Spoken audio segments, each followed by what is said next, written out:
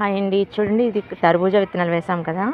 ఇక్కడ అప్పుడు చిన్న చిన్నది మొత్తం మొక్కలు వచ్చేసాయి. ఇక్కడ పాది కూడా రావడానికి స్టార్ట్ అయిపోయింది.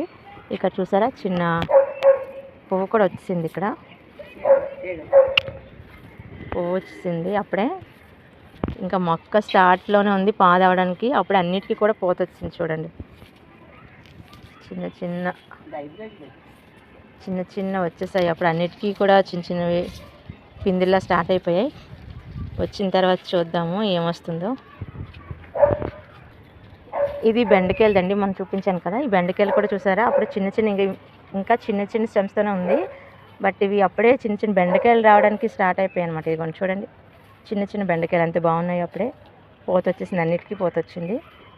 ప్రతి మొక్కకి కూడా 2 3 బెండకాయలు రావడం స్టార్ట్ అయిందనమాట.